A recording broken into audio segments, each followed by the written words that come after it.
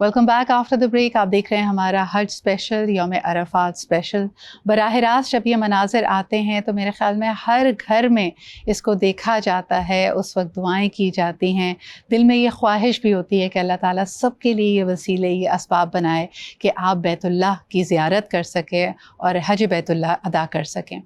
आज का ये दिन जब ये अरफात के मैदान में इस वक्त लाखों की तादाद में लोग मौजूद हैं, अल्लाह ताला की बारगाह में हाथ फैलाकर अपने लिए, अपने प्यारों के लिए दुआ कर रहे हैं, मुस्लिम उम्मा के लिए दुआएं कर रहे हैं, क्योंकि बिलखुसूस अगर इस साल को देखा जाए तो बहुत सारी मुश्किलें आई हैं। मुझे लगा कि कई दफ़ा लोगों ने इस बात का भी इजहार किया कि अब क़ुर्ब क़यामत की ऑलमोस्ट तमाम निशानियाँ उनको लगता है कि बर्पा हो चुकी हैं। तो दिल में ये एहसास भी था कि शायद वक्त कम रह गया है और अल्लाह की तरफ लौट जाना, अल्लाह ताला की रस्सी को मजबूती से थाम लेना, ये आज ज़माने में बहुत ज़्यादा अहम होता चला जा रहा है। बहरहाल जी, आज ये बराह रास्त जब आप देख रहे हैं, ये भी मेरे ख़्याल में हमारी रिवायतों का हिस्सा है। बचपन से ही जब पाकिस्तान टेलीविज़न पे आप बराह रास्त हज की ट्रांसमिशन देखा करते थे तो घर में कोई ना कोई एक बुज़ुर्ग शख्स आपको ज़रूर उसके साथ साथ हिदायत दे रहा होता था। वो आपका पहला एक तरह से एक्सपीरियंस होता है इस्लाम को, हज को, इस रुकन को समझने का। इसके बारे में तसव्वुर हमेशा यही किया जाता है कि बहुत मुश्किल है। मैं जिस तरह प्रोग्राम की शुरुआत में ये बात कर रहे थे कि अब जौक दर जौक बहुत सारे नौजवान कम उम्री में लोग ये फ़रीज़ा अदा करना चाहते हैं, जब उनमें हिम्मत भी हो, इस्तिताअत भी हो, उनकी तरजीहात में भी ये अब ऊपर चली गई है। पहले लोग समझते थे तमाम दुनियावी कामों से फ़ारिग हो जाएं उसके बाद जाएं, लेकिन कहीं ना कहीं अभी भी ये सोच है जब लोग अपने आप इसके ऊपर तारी करते हैं। देखें, अगर आपके पास दो वसाइल मौजूद हैं, आपके पास रुपया पैसा है और आपके पास जवानी है, हिम्मत है, ताकत है। रुपया कितना है इसका शायद आप फिर भी अंदाज़ा लगा लें कि भाई ये मेरे पास एक साल तक का जमा खर्च मौजूद है, लेकिन आपके पास वक्त कितना है ये कोई इंसान वसूख से नहीं कह सकता। तो जो भी आपके फ़राइज़ हैं, जो फ़रीज़े हैं, जो अहम तरीन अरकान हैं, उसमें जब अल्लाह ताला आपको साहिब हैसियत बनाए, आप पे हज फ़र्ज़ है और आपको जाना चाहिए। कई लोग इस बारे में भी बात करते हैं, मैंने सुना है कि जी हमने उम्रे बहुत अदा की हैं, हम हर साल उम्रे पे जाते हैं। अगर आपने एक दफ़ा उम्रा अदा कर लिया और आपके पास हैसियत मौजूद है तो आप पे हज लाजिम भी है और आप पे फ़र्ज़ भी है। आइए इस तरह के और मुख्तलिफ़ बातों को आज ज़रा ज़ेरे गुफ्तगू लेके आते हैं, इसके बारे में मज़ीद जानते और समझते हैं। बेहतरीन पैनल मेरे साथ मौजूद है। सबसे पहले जी यहाँ पे वेलकम करना चाहेंगे, हमारे बहुत अच्छे भाई हैं, दीनी मामलात पे बेहतरीन कंटेंट बनाते रहे हैं, बड़ी आला खिदमात इनकी टेलीविज़न इंडस्ट्री की इसी मद में रही हैं। हमारे साथ मौजूद हैं जुनैद इकबाल साहब, बहुत शुक्रिया आपकी मौजूदगी का। आप ही के साथ तशरीफ़ रखते हैं डॉक्टर जमील राठौर साहब। अगेन, आप चाहे साइंसी एतबार से हो, दुनियावी एतबार से हो, अल्लाह ताला ने आपको ये ख़ास गिफ्ट दिया है कि आपकी बात दिलो दिमाग पर असर करती है। तफसीर कुरान भी बयान करते हैं, मुख्तलिफ़ तारीख़ी वाक़यात को भी अपने मखसूस अंदाज़ में बयान करते हैं। बहुत बहुत शुक्रिया जमील भाई आपकी भी मौजूदगी का। End of course we also have with us अल्लामा ज़ुहैर आबदी भाई, बहुत ही बेहतरीन अंदाज़ में, बड़े आसान अल्फाज में, उनकी जो ख़ास फॉलोइंग है वो नौजवानों की है। हम जब रमज़ान में प्रोग्राम साथ करते हैं तो कई लोग ऐसे सवालात जो किसी और के सामने रखने से हिचकिचाते हैं, ज़ुहैर भाई के सामने बड़ी आसानी से अपने दिल की बात कह लेते हैं और आप भी उनकी रहनुमाई फरमाते हैं। बहुत शुक्रिया ज़ुहैर भाई आपकी भी मौजूदगी का। And last but definitely not the least, हिरा शिराज़ी साहिबा भी हमारे साथ मौजूद हैं। आप एक स्कॉलर हैं, रिसर्च स्टूडेंट हैं, आपकी भी आमद का बहुत बहुत शुक्रिया। बहुत शुक्रिया। सबसे पहले अगर जुनैद भाई आपसे आगाज़ करूँ, ये सवाल मैं सबसे कर रही हूँ, लोगों ने कहीं ना कहीं ये भी तारी किया हुआ है, कुछ यंग लोग जिनके दिल में शायद रेजिस्टेंस है या हेजिटेंस है, हेजिटेंस इज़ द राइट वर्ड, वो कहते हैं कि जी हज कर लिया तो शायद ज़िंदगी में बहुत बड़ी तब्दीली लानी पड़ेगी और उस तब्दीली के लिए मैं तैयार नहीं हूँ। मैं चाहूँगी कि बिल्खुसूस उनसे आप गुफ्तगू करें और उनको आप क्या कहेंगे। अच्छा, पहले तो आपका बहुत शुक्रिया। और जहाँ जहाँ इस वक्त ज़ाहिर है ट्रांसमिशन को देखा जा रहा है, तमाम ही लोगों को जो हज पे इस वक्त ज़ाहिर है गए हुए और हज की सआदत हासिल करने, अल्लाह तबारक व तआला को राज़ी करने गए हुए, सबको हज की बहुत बहुत मुबारकबाद और दुआ है कि अल्लाह तबारक व तआला हम तमाम गुनाहगारों को, सियाहकारों को हर बरस हज बैतुल्लाह की सआदत नसीब फरमाए। देखिए, बात यह है कि ये जो हमारे जहन में तस्वुर है ना, इसको समझने के लिए पहले इस बात को समझ लीजिए ये हज बुनियादी तौर पे है क्या। अब ये जब हम समझ लेंगे ना तो बात समझ आ जाएगी कि हज हमें किस उम्र में कर लेना चाहिए। अब ये जो लब्बैक अल्लाहुम्मा लब्बैक लब्बैक ला शरीक लक लब्बैक इन्नल हम्दा वन नेमता लक वल मुल्क ला शरीक लक की सदाएँ इस वक्त बुलंद हो रही हैं اور آپ کی سماعتوں سے مستقل یہ آوازیں ٹکرا رہی ہیں، یہ کیا ہے بنیادی طور پہ؟ یہ وہ اعلان ہے جو حضرت ابراہیم علیہ السلام کو اللہ تبارک و تعالیٰ نے حکم دیا تھا نا کہ اعلان کر دو، میرے بندوں کو اعلان کر دو، اور اس وقت اعلان کر دیا گیا تھا. بہت طویل ظاہر ہے وہ روایت ہے، مختصر میں آپ کو بتلا رہا ہوں. تو ہوا کیا تھا؟ ہوا یہ تھا کہ جس نے لبیک کہا تھا اس کو یہ سعادت نصیب ہو گئی. تو بات یہ ہے کہ ہمیں یہ سمجھنا چاہیے کہ اللہ تبارک و تعالیٰ نے اگر ہمیں یہ سعادت دی ہے نا اور ہم اس طرف مائل ہیں، تو اس کا مطلب یہ ہے کہ ہم کہیں انہی ارواح میں شامل ہیں کہ جنہوں نے اس وقت لبیک کہا تھا، جو اب اس موقع پہ اللہ تبارک و تعالیٰ کی بارگاہ میں جا رہے ہیں. یہ جو ٹائٹل ہے نا ضیوف الرحمن، میں آپ یقین مانیے میں اس ٹائٹل کو جب بھی پڑھتا ہوں میرا دل جو ہے وہ عجیب کیفیت میں مبتلا ہو جاتا ہے. یعنی اللہ کے مہمان، آپ ذرا صرف اس لفظ پہ غور کیجئے، بلا تمثیل عرض کر رہا ہوں. آپ دنیا کے بڑے سے بڑے شخص کو لے لیجئے اور اس کی مہمانی میں چلے جائیے، اس کی میزبانی میں چلے جائیے، وہ اپنی بساط کے مطابق کسی کی جو ہے خاطر کرتا ہے، وہ اپنی بساط کے مطابق کسی کی خدمت کرتا ہے، وہ اپنی بساط کے مطابق دسترخوان سجاتا ہے، وہ اپنی بساط کے مطابق اپنے مہمان کے لیے سب کچھ کرنے کی کوشش کرتا ہے، لیکن اس کی ایک لمیٹیشن ہے. لیکن آپ سوچئے جب آپ اللہ کے مہمان بنتے ہیں، یعنی آپ کے ماتھے پر یہ ٹیگ جب سجتا ہے کہ آپ ضیوف الرحمن ہیں، رحمان کے مہمان ہیں، تو آپ سوچیں کہ کتنی پریویلیج کلاس میں اللہ تبارک و تعالیٰ نے آپ کو چنا ہے کہ کروڑوں اربوں کی تعداد میں اس وقت دنیا میں لوگ موجود ہیں. یعنی 2 سے 2.25 ارب کے قریب مسلمانوں کی آبادی ہے. ان 2 2.25 ارب لوگوں میں اللہ تبارک و تعالیٰ نے پک اینڈ چوز کیا ہے تقریباً 2 ملین لوگوں کو، جو کہ اس پریویلیج کلاس میں، اس یوں کہیے کہ سپر ایلیٹ کلاس میں ہیں، جو اللہ کی طرف سے منتخب کردہ ہیں، جن کو اللہ تعالیٰ نے اذن دیا کہ اب وہ اپنے گھروں کو چھوڑ کر، اپنے دروں کو چھوڑ کر، اپنے کاروبار کو چھوڑ کر، اپنی شاپس کو چھوڑ کر، اپنی جابس کو چھوڑ کر، اپنی تمام تر مصروفیات کو چھوڑ کے، اپنے بیوی بچوں کو چھوڑ کے، اپنے رشتہ داروں کو چھوڑ کے، بلکہ ایون اپنے آپ کو چھوڑ کے اللہ کی بارگاہ میں حاضر ہونے جا رہے ہیں، اللہ کے حکم کے مطابق، اللہ کے اذن کے مطابق. اور دوسری بات جو اس سے زیادہ سمجھنے والی وہ کیا ہے؟ دیکھیں، ایک تو یہ کہ ایک ٹائٹل ذہن میں رکھیں ضیوف الرحمن، اس پہ بہت بات ہوگی، لیکن ایک اور بات ہے. میں بھی بیٹھا ہوا یہاں سوچ رہا تھا، آپ جو گفتگو کر رہی تھیں، آج 1447 ہجری میں ہم اس وقت ظاہر علماء کرام موجود ہیں، ہم اس وقت پریویل کرتے ہیں. آئیے ذرا تصور میں آنکھوں کو بند کرتے ہیں اور 1437 برس پہلے چلے جاتے ہیں.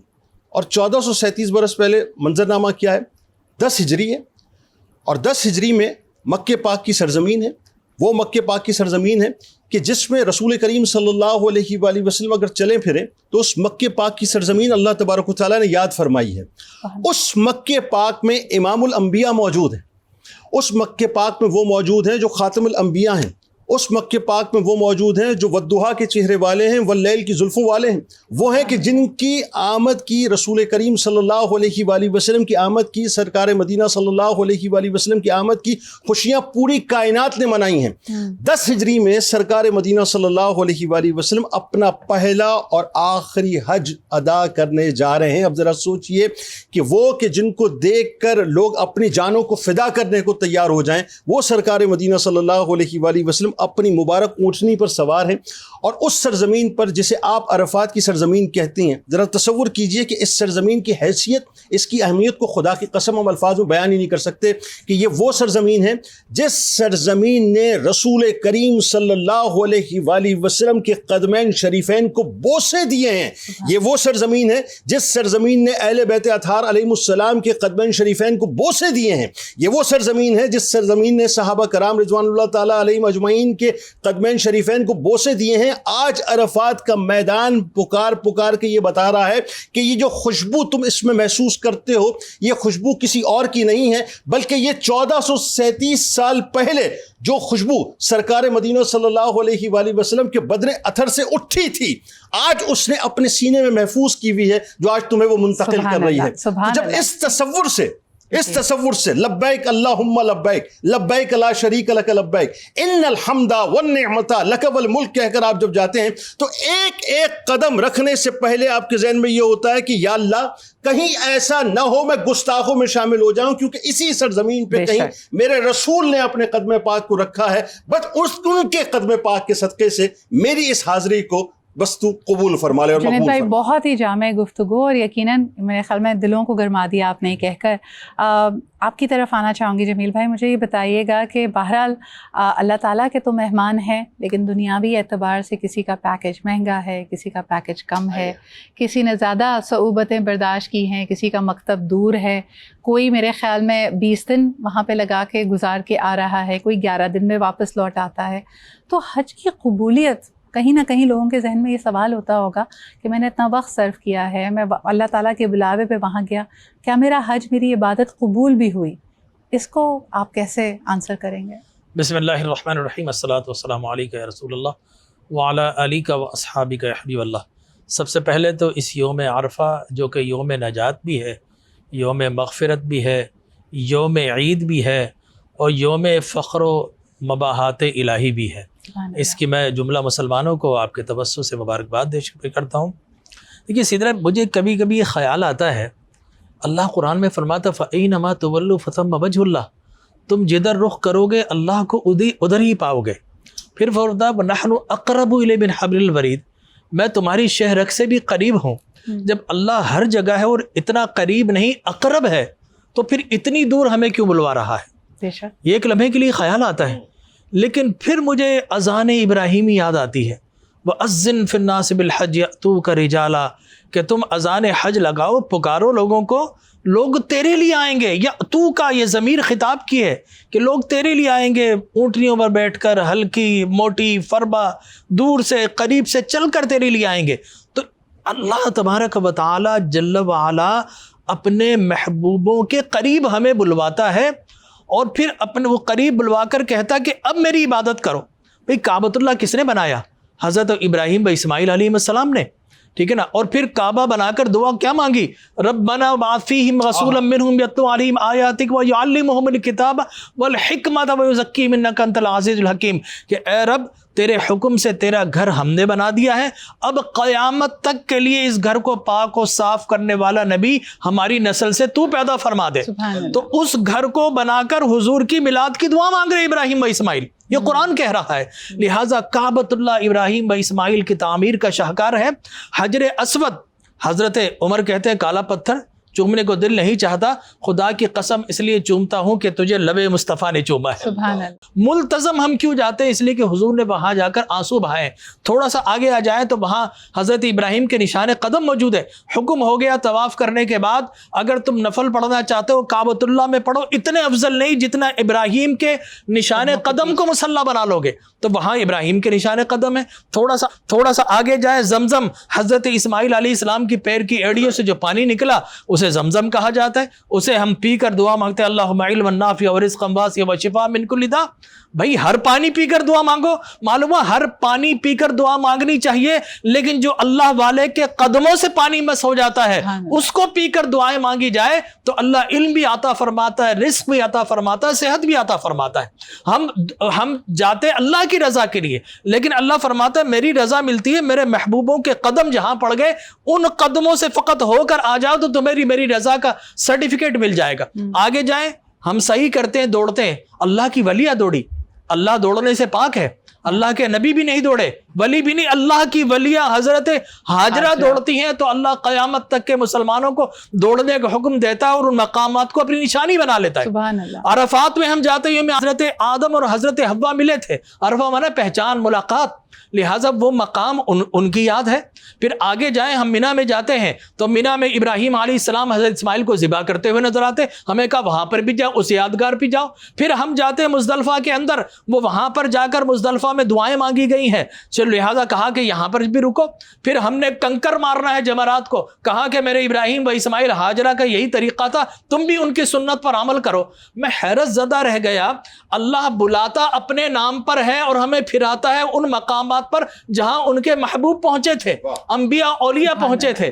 لہٰذا ان مقامات پر پہنچ کر جب پلٹتے ہیں تو آپ کے سوال کا جواب فرمایا من حج للہ فلم یرفس ولم یفسق رجع کیوم ولدتہ امہ کہ اگر تم نے ہوائے نفس کی پیروی نہیں کی، کوئی خلاف ورزی نہیں کی، تم نے کوئی بےہودگی کا مظاہرہ نہیں کیا، تو تڑاق نہیں کیا، ایک دوسرے کو زد و کوب نہیں کیا، اور پھر صحیح مناسک حج کیا ہے؟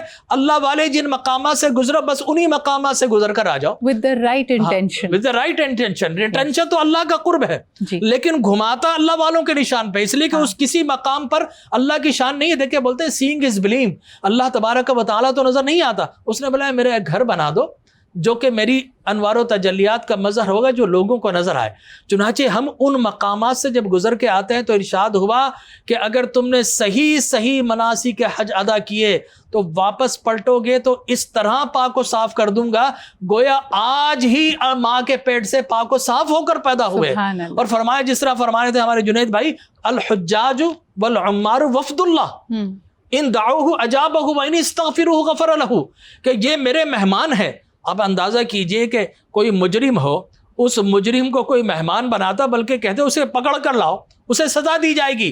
لیکن اللہ عجب رحیم و کریم ہے، فرماتا میرے مجرموں چل کر میرے گھر آ جاؤ، میں تمہیں اپنا مہمان ہونے کا شرف بھی عطا فرما دوں گا، واپس پلٹو گے تو مسٹر کلین کا خطاب دے کر بھیجوں گا، یہ میڈل پہنا کر بھیجوں گا. تو آج یوم عرفہ لا الہ الا اللہ وحدہ لا شریک لہ لہ الملک ولہ الحمد وہو علی کل شیء قدیر، یہ کلمہ پڑھیے، سورہ اخلاص پڑھیے، اللہ کی فقر و مباحات کے سامنے سر جھکا دیجئے، اس لیے کہ یہ یوم مغفرت ہے، یوم دعا ہے، یوم نجات ہے. اور بقول حضرت ابن عمر اور حضرت ابن عباس اور حضرت عمر رضی اللہ تعالیٰ عنہ یہ یوم عید بھی ہے. سبحان اللہ. اور خاص طور پہ جیسے کہا جاتا ہے نا، جب آپ اس سفر سے واپس لوٹیں گے، اگر آپ اپنے اندر کوئی بڑی تبدیلی محسوس کریں، کہیں آپ کا دل بدل گیا ہے، جن چیزوں میں دل لگتا تھا، برائی میں دل لگتا تھا، دنیا میں دل لگتا تھا، اور وہ بدل گیا ہے، تو یہ بہت بڑی نشانی مانی جاتی ہے کہ آپ کا حج قبول ہو گیا. ایک چھوٹا سا بریک لیتے ہیں. دنیا میں آپ کو دو طرح کے لوگ ملیں گے، دو طرح کے مسلمان ملیں گے. حج کی خواہش تو سب کی ہے، تو کہا گیا کم از کم ایک دفعہ یا صرف ایک دفعہ حج. اس طرح کے دو کیمپس آپ کو ملیں گے. اور کچھ کی خواہش ہوتی ہے کہ اللہ تعالیٰ بار بار اس سعادت سے اسے نوازے، اور کچھ نے سوچا ہوتا ہے کہ زندگی میں کم از کم ایک دفعہ بس کر لیا جائے اور وہ ہمارے لیے کافی ہوگا. اس کے بارے میں تھوڑی گفتگو کریں گے ایک چھوٹے سے بریک کے بعد. Welcome back after the break. آپ دیکھ رہے ہیں ہمارا حج اسپیشل. آج کا دن جو دعاؤں کی قبولیت کا بھی دن ہے، استغفار کا بھی دن ہے. کچھ کلمات جن کے بارے میں کہا جاتا ہے اس کے ذکر سے اپنی سانسوں کو معطر رکھیے، جتنا ہو سکے استغفار کیجیے.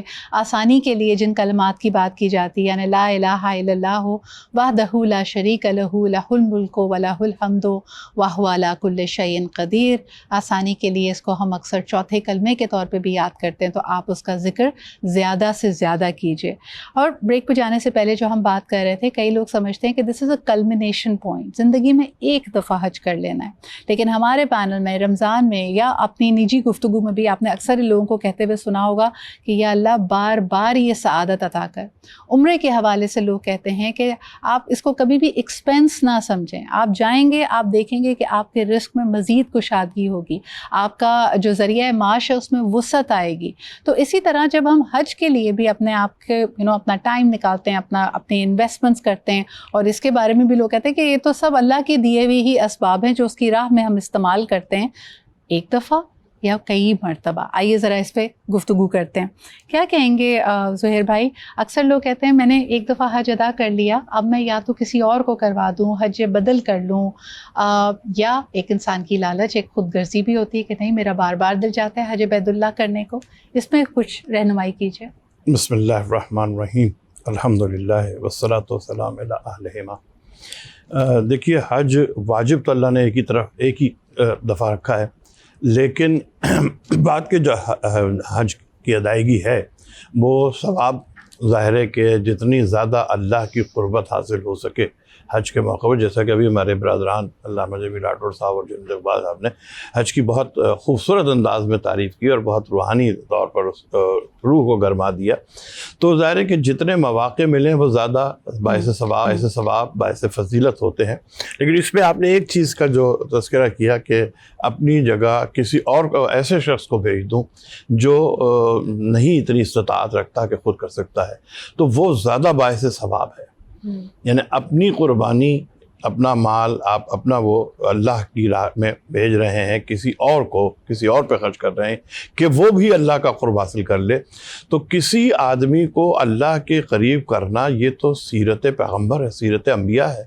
اور جیسا کہ ابھی ہمارے علامہ جمیل راٹھور صاحب نے کہا کہ اس نے اپنے انبیاء نبی کی پیروی کو اپنے قرب کا ذریعہ قرار دیا ہے۔ بے شک۔ تو ظاہر ہے کہ جب حج کو ہم دیکھتے ہیں تو ہاجرہ، اسماعیل اور ابراہیم ہی کے سارے اعمال ہیں جن کو دہرایا جاتا ہے، اور ان کے اعمال کے ذریعے سے ہم اللہ کا قرب حاصل کرتے ہیں۔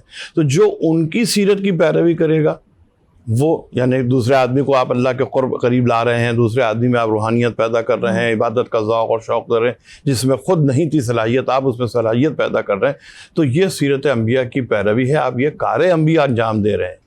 اور یہ زیادہ باعث ثواب ہے کہ آپ نے تو حج حاصل کر لیا، آپ تو اس سے لطف اندوز ہو چکے، آپ اس ثواب کو حاصل کر چکے، اور اب آپ لوگوں میں اس کو پھیلا رہے ہیں، تو یہ میں سمجھتا ہوں کہ بہت زیادہ اجر و ثواب کا باعث ہے۔ باقی یہ کہ آپ جتنی دفعہ حج پہ جائیں گے، ظاہر ہے کہ آپ کی قربت بڑھے گی، آپ کی محبت بڑھے گی، آپ کی روحانیت بڑھے گی، آپ کو دنیا سے بیزاری ہوگی آپ کی، کہ مادیت سے آپ دور ہوں گے، اور جتنی مادیت سے آپ دور ہوں گے آپ کو اللہ کا قرب حاصل ہوگا اور آپ بلند مقام حاصل کر سکیں۔ اور بالکل آپ نے درست فرمایا، اس کے ہر ایک رکن میں، ہر ایک مناسک میں ہمارے لیے بہت سارے راز پوشیدہ ہیں۔ کل ہی میں نے پڑھا کہ سعی کا بھی آپ ذکر کر رہے تھے جمیل بھائی، کہ سعی کے لفظی معنی اسٹرائیو کرنے کے لیے، جستجو کرنے کے لیے ہیں۔ اگر یہ صرف واک کرنا ہوتا تو اس کی کچھ اور معنی ہوتے، صرف دوڑ لگانا ہوتا تو اس کے لیے کوئی اور لفظ استعمال ہوتا۔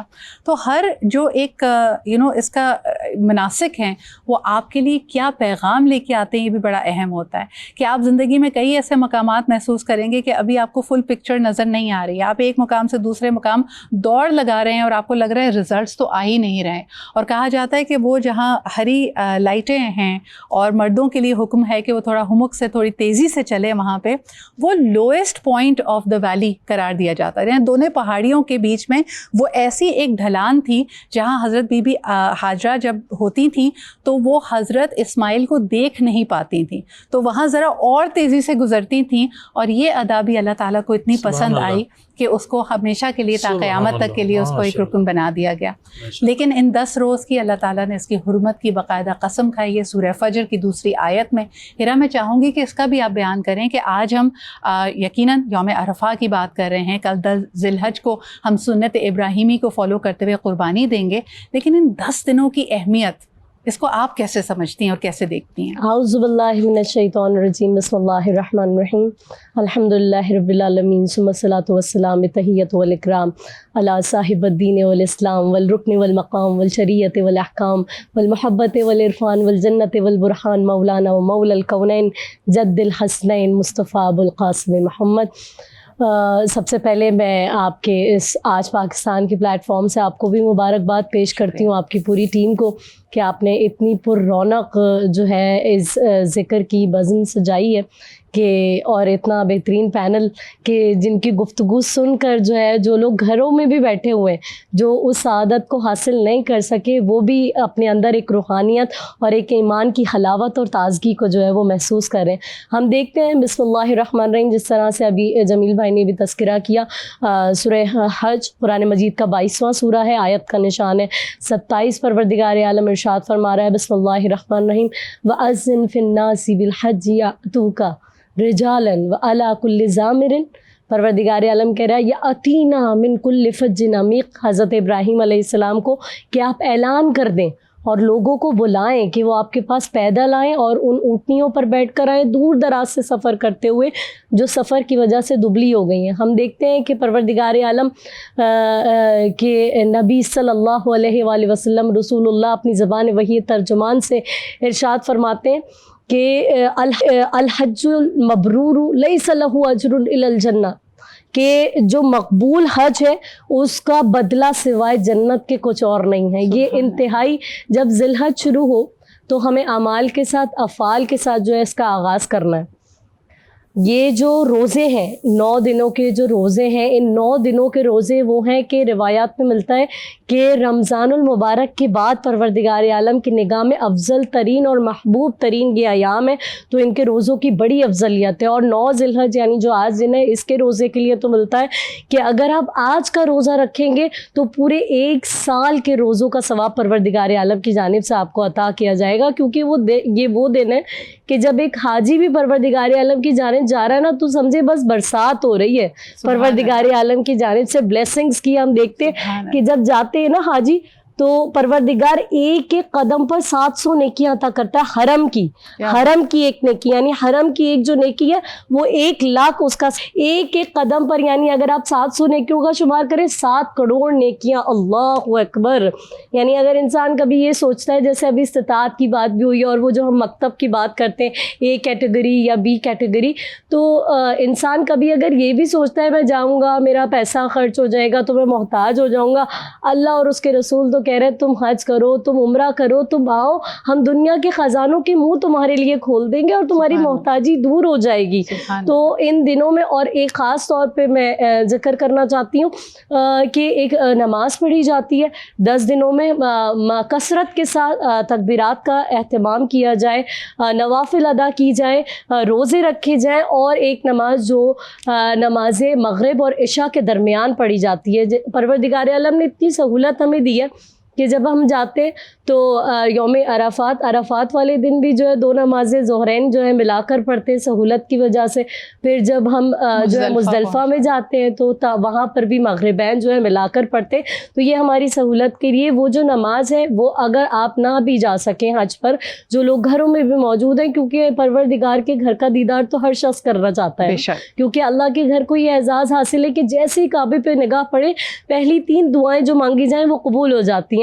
جو نہیں بھی جا سکے، دیکھیں کعبے کا دیدار کرنا تو بہت بڑی خوش نصیبی ہے، لیکن رب کعبہ کی اطاعت کرنا اس سے بڑی خوش نصیبی ہے. آپ اگر گھر میں بھی بیٹھے نا، اپنے دل کو اللہ کا گھر بنا لیں، وہاں پہ اللہ کو موجود کریں، اپنے دل کو پاک کریں، وہ اعمال کرنے کی کوشش کریں جس سے پروردگار راضی ہوتا ہے. آپ توبہ کریں، نمازوں کی پابندی کریں، قرآن سے اپنے رشتے کو مضبوط کریں اور ان لوگوں کو معاف کر دیں جنہوں نے آپ کا دل دکھایا ہے. اور نماز ہے مغربین کے درمیان پڑھنی ہے، یعنی جب نماز مغرب آپ پڑھ چکے تو اس کے بعد 2 رکعت نماز پڑھیں گے قربتاً الی اللہ کی نیت سے، اور سورہ حمد پڑھیں گے پہلی رکعت میں، اور اس کے بعد سورہ توحید پڑھیں گے اور سورہ اعراف کی آیت نمبر 142 جو ہے وہ تلاوت کریں گے. اس طرح سے حاجیوں کا ثواب، یعنی جو پروردگار عالم نے حاجیوں کو ثواب عطا فرمایا ہے، اس ثواب میں جو ہے وہ آپ بھی شامل ہو سکتے ہیں. سبحان اللہ. اور اسی کے ساتھ ایک چھوٹے سے بریک کی طرف بڑھتے ہیں، لیکن بے شک یہ تمام چیزیں آپ کی سہولتوں کے لیے ہیں.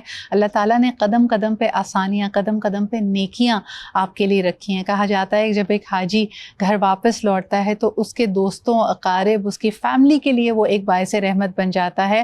اگلے 40 روز تک اس سے وہ جو دعا کرتا ہے وہ قبول ہوتی ہے. تبھی ہم دیکھتے ہیں کہ ایک خوبصورت سی روایت ہمیں ملتی ہے کہ اللہ کے گھر سے یعنی حج بیت اللہ کر کے جب لوگ لوٹتے ہیں تو ان کے لیے باقاعدہ دعوت کی جاتی ہے، ان سے بیٹھ کر قصے اور وہاں کے ان کی ایکسپیرینسز سنے جاتے ہیں، اور یقیناً دل میں یہی آرزو اور دعا ہوتی ہے کہ ہر ایک کے لیے ایسے مواقع بنے. ایک چھوٹا سا بریک لیں گے، واپس آئیں گے، گفتگو کو جاری رکھیں گے، ہمارے ساتھ رہیے.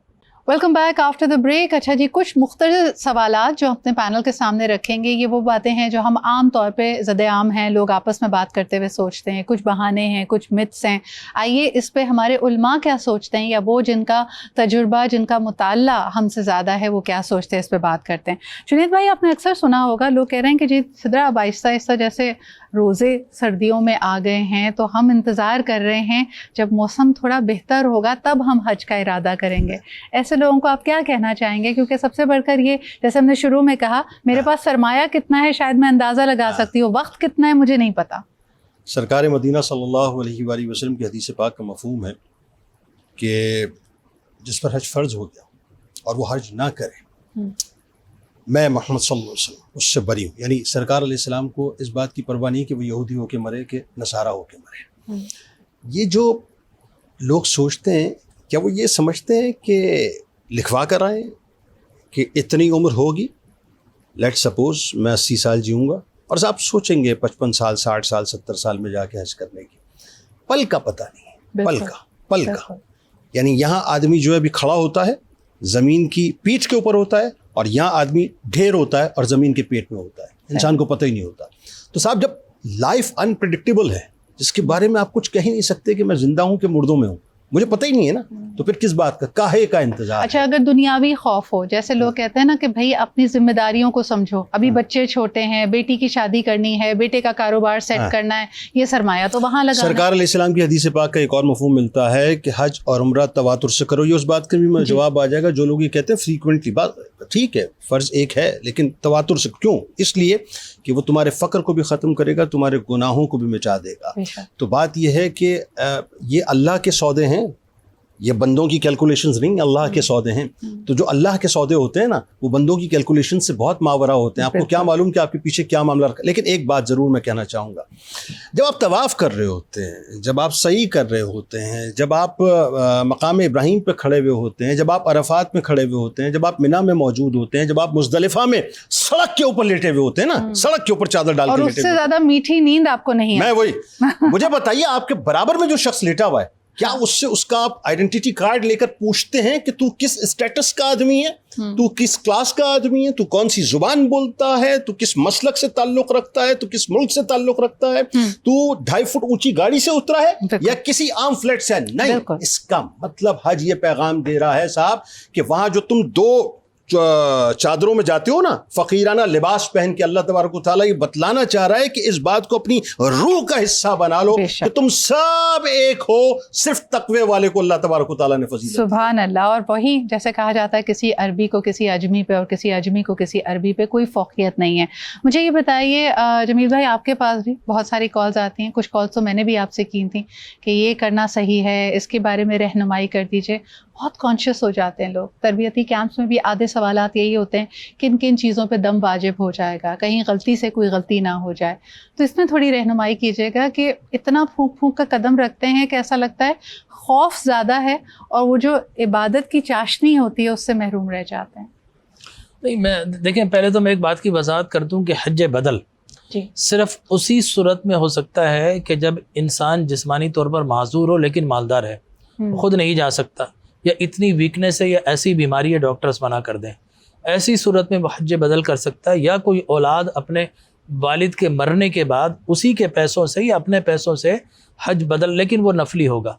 अपनी ज़िंदगी में अगर कोई करा देगा, लेकिन वो सूरत वही होगी जिस तरह हमारे जुनैद भाई ने कहा कि या तो बीमारी ना रोकती हो या कोई जालिम बादशाह ना रोकता हो, ऐसी सूरत में भी हज ना करे तो फिर वो यहूदी होकर मरे या नसरानी होकर। तो इस इताअत जिस्मानी भी चाहिए, माली भी चाहिए। तो हज बदल सिर्फ मरहूमीन के लिए भी किया जा सकता है सिर्फ? हाँ, और नफली होगा, नफली होगा।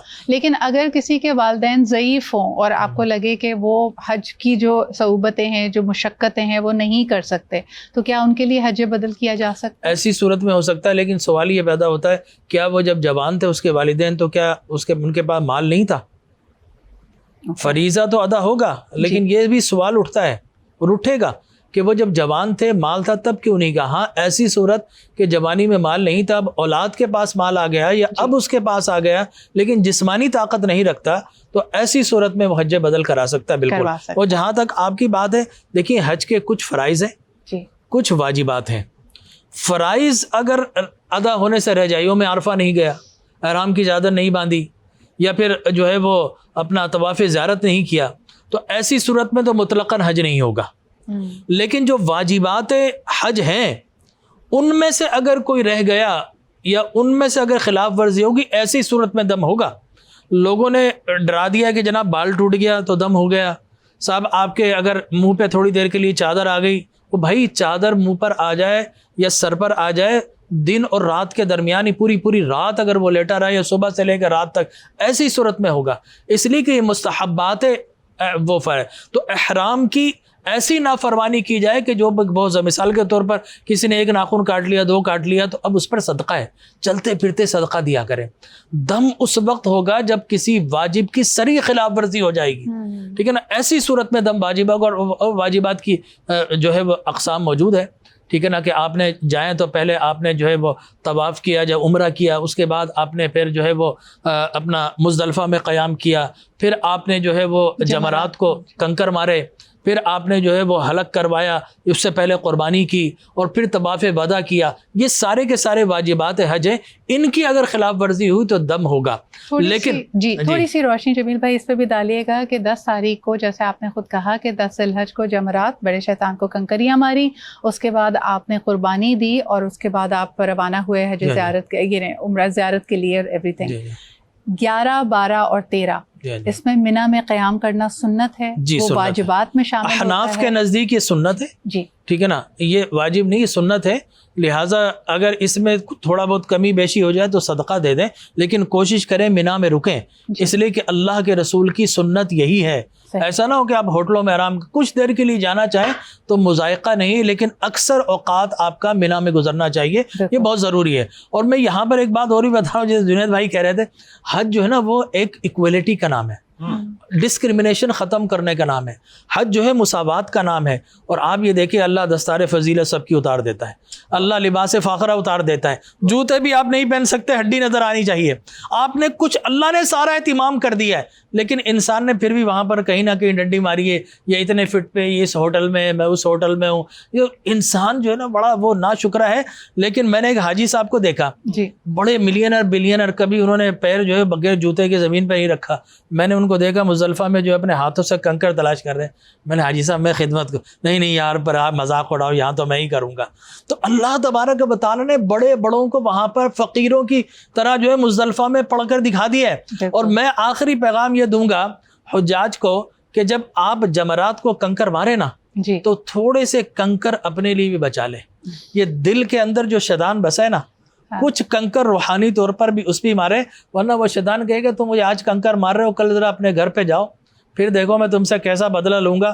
پتہ یہ چلا کہ ہم نے کنکر بھی مار لیے، حج بھی کر لیے، حج کر کے پلٹ کر آئے تو کچھ بھی تبدیل نہیں ہوا، وہی ماضی کی زندگی گزار رہے ہیں. تو اپنے دل کے اوپر بھی یہ عزم کریں، کنکر مارنے سے مراد ہے عزم اور ارادے کے ساتھ آئیں کہ اللہ میں نے فقط لباس نہیں بدلا، اپنی زندگی کو بدلنے کے لیے آئے ہوں تیری بارگاہ میں. اس میں ایک بڑا خوبصورت اینگل یہ بھی نکلتا ہے جو میں زہیر بھائی سے سوال کرنا چاہوں گی کہ چلیں ایک انسان کے اندر اللہ تعالیٰ نے اس کا دل بدلا، تبدیلی اگر اس کا، کئی لوگوں کو ہم دیکھتے ہیں نا جیسے شو بزنس کی دنیا سے تعلق ہے، یا پھر بہت ہی ماہر فنکار ہیں، بہت مہارت رکھتے ہیں اپنے فن میں، واپس آئے ہیں، دل بدل گیا ہے، لیکن ریالٹیز بھی ہیں اور آہستہ آہستہ تبدیلی آ رہی ہے، کچھ چیزوں میں بہتری لانے کی کوشش کر رہے، کوشش بہرحال کر رہے ہیں. ہم نے یہ بھی دیکھا ہے کہ حج اور عمرہ ادا کرنے کے بعد لوگ، جو آپ کا ارد گرد کا ماحول ہے، سوسائٹی، وہ اتنی ججمنٹل ہے، وہ آپ کو آپ کے حج کا یا آپ کے عمرے کا تانا دینے لگتی ہے کہ بھائی تم میں تو کوئی تبدیلی نہیں آئی، دیکھو آنے کے بعد وہی حرکتیں ہیں تمہاری. ایسے موقع پہ کیا کیا جائے؟ دل آزاری ہوتی ہے اور کئی ینگسٹرز جو ہوتے ہیں وہ کہتے ہیں کہ شاید بہت مشکل ہے اللہ کی راہ پر چلنا. اللہ کی راہ پہ چلنا مشکل تو ہے، لازمی بات ہے. اور ہمارے اس معاشرے میں جہاں کہ دنیا داری اس وقت بڑے عروج اور کمال پر ہے، لیکن یہ کہ وہ جیسے کہ ابھی علامہ جمیل راٹھور صاحب نے کہا کہ اپنے دل پر بھی کچھ کنکر ماریں، تو آپ کو اپنے دل پہ کنکر مارنے پڑتے ہیں. لوگوں کی پرواہ نہیں کرنی چاہیے، اللہ کی پرواہ کرنی چاہیے، اللہ کے نبی کی پرواہ کرنی چاہیے کہ ان کی کیا وہ ہے احکامات ہیں، ان کی کیا خواہش ہے، وہ کیا چاہتے ہیں، اس کی رضا کس چیز میں ہے، ہم اس پر عمل کریں. اور اس میں جتنی دشواریاں آپ جھیلیں گے، جتنی دشواریاں، اتنا آپ کا مرتبہ، اتنا آپ کا رتبہ، اتنا آپ کی عظمت میں اضافہ ہوگا. اور اس کے لیے ہمارے سامنے انبیاء کی مثالیں ہیں کہ وہ کتنے قریب تھے، اس کے باوجود انہوں نے کتنی تکلیفیں جھیلی ہیں، کتنی مصیبتیں سہی ہیں. خود سرکار ختمی مرتبت نے کتنی مصیبتیں جھیلی ہیں، کتنے ظلم سہے ہیں. تو اگر ہم ان کو سامنے رکھیں گے، اللہ کے مقرر بندوں کی مشکلات کو، تو یہ چھوٹے موٹے جملے بازی، یہ کسی کے کہہ دینے سے کوئی اثر نہیں ہوتا، آپ کی چیز پہ کوئی فرق نہیں پڑتا، آپ کے رزق میں کمی نہیں ہوتی، آپ کی صحت میں کمی نہیں ہوتی. بس یہ کہ اس کو آپ نظر انداز کریں اور اللہ کی راہ پہ چلنے کی جتنی ممکن ہو سکے کوشش کریں. اور یاد رہے کہ اللہ آپ کی دل کی نیتوں کو لوگوں سے بہت زیادہ بہتر جانتا ہے. اگر آپ مسلسل کوشش کر رہے ہیں، یعنی آپ 100% نہ صحیح، آپ کوشش کر رہے ہیں، تو وہ آپ کی اس کوشش کو بھی اللہ جو ہے وہ مدد کرتا ہے اور آپ کا ساتھ تعاون کرتا ہے. بڑا ایک انٹرسٹنگ سوال آیا ہے، اور سوال میں تو لفظ استعمال کیا گیا ہے کہ کوئی وظیفہ بتائیں، لیکن میں اس کو ذرا تبدیل کر دیتی ہوں کہ کوئی دعا پوچھنا چاہ رہے ہیں کہ غصہ بہت آتا ہے، اور جب وہ مشقتیں ہیں، جو وہ وہاں پہ موسم کی بھی سختی ہے، کثرت بھی ہے لوگوں کی، تو ٹیمپر تو لوز یہاں پہ لوگ روزے کے دوران کر لیتے ہیں جب گرمی زیادہ ہوتی ہے، وہاں پہ غصے پہ قابو کیسے رکھیں؟ اچھا، ان میں دو چیزوں میں فرق ہے ذرا سا پہلے جی یہاں جو غصہ آتا ہے وہ لاقانونیت پہ آتا ہے، ہاں وہاں لاقانونیت پہ نہیں غصہ آ رہا، ہاں وہاں مشکل پہ غصہ آ رہا ہے، جی ان دونوں میں فرق ہے۔ پاکستان میں اگر آپ کو غصہ آتا ہے اس لیے کہ وہ روزہ رکھ کے الٹا چلا آ رہا ہے تو آپ کو غصہ آتا ہے، ہاں وہ صحیح، قانون توڑ رہا ہے، جی بالکل وہاں صحیح ہے۔ ایسی کوئی نہیں ہے، تو وہاں پیور نفس ہے، وہاں پیور نفس ہے۔ روزہ رکھ کے الٹا چلا وہ سیدھا چلا، اچھا غصہ بڑا سمجھدار ہے، اپنے سے نیچے والے پہ سیدھا آئے چلا گا، نہیں ہے، اوپر والے پہ غصہ اوپر والے کبھی پہ نہیں آتا۔ آئے گا۔ تو وہ جو مشقت ہے اس کا ایک حل تو یہ ہے، جو اس کا دینی حل یہ ہے کہ 7 مرتبہ سورہ کوثر آپ پڑھ کے پھونک لیں اپنے اوپر، تو انشاءاللہ تعالیٰ آپ کا غصہ جو ہے وہ اپنے پہ بھی پھونک لے، اگلے پہ بھی، جس کو غصہ آ رہا ہے جس پہ غصہ آ رہا ہے اس پہ بھی پھونک دے، بالکل صحیح ہے۔ حضور نے فرمایا کہ وضو کر لو، جی اس لیے غصہ آگ سے ہے، صلو علی الحبیب، حضور پہ درود پڑھ لیں، سبحان اللہ، اس لیے کہ سمپیتھیٹک اسٹیمولیشن زیادہ ہو جاتی ہے، ہاں۔ تو پیرا سمپیتھیٹک اسٹیمولیشن جب پانی ڈالتے ہیں نا تو وہ آہستہ آہستہ ایکٹیو ہو جاتی ہے، انسان کا غصہ ختم ہو جاتا ہے۔ بالکل صحیح۔ ہیرا آپ بھی اس میں کچھ شامل کرنا چاہیں گی، کیونکہ خواتین کے وہاں مسائل بالکل مختلف ہوتے ہیں، کئی دفعہ یہ بھی دیکھا گیا ہے کہ یعنی mostly for a lot of men وہ انڈیویجولی ہی چل رہے ہوتے ہیں، گھر کے افراد بھی ساتھ ہو سکتے ہیں، لیکن خواتین اگر اپنی ضعیف والدہ کے ساتھ، ضعیف ساس کے ساتھ یا خاندانی اور رشتوں کے ساتھ وہاں پہ موجود ہیں تو کئی گناہ، اور اگر بچہ کوئی ساتھ ہے، اب تو خیر 12 سال سے کم عمر کوئی نہیں، لیکن اگر 13-14 سال کی کوئی بچی بھی ساتھ ہے اس کی ذمہ داری بھی آتی ہے، تو خواتین بھی اکثر یہی سوال کرتی ہیں کہ ان کے لیے غصے کو قابو میں رکھنے کی، صبر کرنے کی، آسانی کی کوئی دعا اگر آپ بتانا چاہیں۔ بالکل، خواتین کو تو صبر کرنے کے لیے سب سے بڑی مثال وہاں پہ جو ہے وہ حضرت حاجرہ سلام اللہ علیہا کی، ان کی مشکل سے زیادہ ان کی پریشان، اب تو لوگ لحاظ بھی کرتے ہیں ساری خواتین کا کہ ان کو راستہ، پہلے جب راستہ ایک تھا اب تو الگ الگ کر دیے گئے، تو راستہ بھی دے دیا جاتا ہے کہ کہیں ٹکر نہ ہو جائے، دیکھا ہے میں نے کہ لحاظ کرتے ہیں خواتین کا، یہ بھی ایک ایکسٹرا جو ہے وہ فیور مل جاتا ہے، جبکہ سبھی برابر ہیں، اور ایک خاتون کی تو ذمہ داری ویسے ہی جو ہے وہ ڈبل ہے، اگر وہ بچوں کے ساتھ گئی ہوئی ہے ان کا بھی خیال کر رہی ہے، اپنے سارے ارکان کو بھی انجام دے رہی ہے، تو اس کا اجر اور زیادہ ہے۔ اور پھر ہم دیکھتے ہیں نا کہ حضرت حاجرہ سلام اللہ علیہا، ان کے وہ جو صحیح ہے اس کے اندر ایک امید بھی ہے، اس کے اندر محنت بھی ہے، اس پہ یقین بھی ہے۔ ہم بھی جو یہاں پر ابھی بات ہو رہی تھی کہ ججمنٹل ہو جاتے ہیں، جس سے وہ ایک زبان زد عام ایک جملہ کستے ہیں کہ جی 900 چوہے کھا کے بلی جو ہے وہ حج کو چلی، کیونکہ ہمیں نا اپنی پرواہ نہیں ہوتی، ہمیں دوسروں کی پرواہ بہت زیادہ ہوتی ہے، تو اپنا احتساب ہے۔ If Sidra Iqbal asked me what is Hajj, so I will say it's patience, unity and believe on Allah. سبحان Hazrat Imam Zain al-Abidin alayhi Islam said, I am not the seeker who walks away when charity is not given. I will continue knocking the door until it opens. میں مانگتا رہوں گا۔ تو ہمیں یقین رکھنا ہے، blue رکھنا ہے اپنے اللہ پر، کیونکہ ہم پریشان ہو جاتے ہیں۔ ہم قربانی بھی کریں گے نا تو یاد رکھیں جو کام اللہ کی رضا کے لیے ہوگا نا وہ آپ کے نفع میں ہی ہوگا۔ چھری جب چلتی ہے نا تو خدا کی تدبیر دیکھیں، وہ جو کاٹنے والی ہوتی ہے وہ بچانے والی بن گئی۔ حضرت موسیٰ علیہ السلام گئے، پانی کا کام ڈبونا ہوتا ہے لیکن وہی پانی محافظ بن گیا، آگ کا کام چلانا ہوتا ہے لیکن حضرت ابراہیم علیہ السلام کو آگ نے جو ہے وہ ٹھنڈا کر دیا، بچا لیا۔ تو جو کام آپ اللہ کی رضا کے لیے کریں گے، اور ایک میسج اور کہ جب قربانی کریں، جانور پہ جب چھری پھیریں تو یہ بھی سوچ لیں کہ پروردگار آج سے میں اپنی انا پہ بھی چھری پھیر رہا ہوں، اپنے بغض پہ بھی، نفرت پہ بھی، حسد پہ بھی، جن جن لوگوں نے میرا دل دکھایا میں ان کو معاف کرتا ہوں۔ تو یہ بھی اپنا لیں، اپنا اندر بھی بدلنے کی کوشش کریں۔ آپ نے قربانی کا یہاں ذکر کر لی، کہ ایک چھوٹا سا پیغام میں جمیل بھائی ضرور چاہوں گی کہ آپ لوگوں کو دیں۔ ہم بار بار دہراتے ہیں کہ صفائی نصف ایمان ہے، سنت ابراہیمی کو فالو کرتے ہوئے جس انداز میں ہم کرتے ہیں پاکستان میں کہ ہم اس کی جو فضلہ ہوتا ہے اس کا بھی خیال نہیں کرتے، پھر خون کا بھی خیال نہیں کرتے، تو ایک پیغام ضرور جانا چاہیے کہ صفائی کا بھی خاص خیال ہونا چاہیے ان دی ڈیز آف عید۔ دیکھیں میں آپ سے عرض کروں، جو قربانی کر رہا ہے نا وہ صاحب استطاعت ہے۔ جی، جب صاحب استطاعت ہے تو ایسا نہیں ہونا چاہیے کہ اپنی قربانی کی جتنی بھی علائشیں ہیں جی، وہ ساری اٹھا کے روڈ پر پھینک دے۔ وہ صاحب استطاعت ہے، اس کے پاس گاڑی بھی ہے، وہ اپنے بیگ میں ڈالے، وہ جو بھی باسکٹ ہے اس میں ڈال کر اپنی گاڑی میں رکھ کر اللہ کی رضا کے لیے اس کو اس جگہ پر کچرا کنڈی میں پھینک کر آئے جہاں گورنمنٹ نے الاؤ کیا ہے۔ جی، اگر آپ بلیو کیجئے ایسا ہو جائے تو پھر ہماری گلیوں کے اندر کوئی قسم کا تعفن اور قسم کے وائرسز نہیں آئیں گے. بالکل. تو یہ صاحب استطاعت پر ہے. تو جب اتنی توفیق ہے تو ایسا نہیں کہ اپنے گھر کا کچرا اٹھا کر دوسرے کے سامنے ڈال دو. اسلام اس کو سخت ناپسند کرتا ہے، اور اسلام طہارت کا، نظافت کا اور صفائی کا مذہب ہے. بہت بہت شکریہ. ہمارے ساتھ جنید بھائی موجود تھے، جمیل صاحب موجود تھے، زہیر بھائی اور ہیرا. آپ سب کی آمد کا، اتنی خوبصورت گفتگو کرنے کا بہت بہت شکریہ. میں یہ واقعہ اکثر لوگوں کو بتاتی ہوں کہ 2 سال قبل رمضان ٹرانسمیشن میں جب میں یہ ارادہ کر رہی تھی کہ میں انشاءاللہ تعالیٰ، اللہ تعالیٰ نے استطاعت دی تو میں حج پہ ضرور جاؤں گی، اس وقت میرے پیر میں بہت شدید چوٹ لگی ہوئی تھی. اور مجھے یاد ہے کہ 15 رمضان کا موقع تھا اور ہم فضائل امام حسن بیان کر رہے تھے، اور ایک واقعہ ان کی نسبت سے بتایا گیا کہ کیونکہ امام حسن نے اپنی زندگی میں پا پیادہ 25 سے زائد حج ادا کیے تھے، تو لوگوں نے ان سے پوچھا تھا کہ آپ اتنی مشقت، اتنی محنت کے ساتھ ہر سال حج کیوں کرتے ہیں؟ تو امام حسن نے جو کہا اس کا مفہوم یہ تھا کہ میں ہر قدم اٹھاتے ہوئے یہ تصور میں لے کے آتا ہوں جیسے میں اپنے نانا حضور اکرم صلی اللہ علیہ وآلہ وسلم کی طرف، حوض کوثر کی طرف قدم اٹھا رہا ہوں.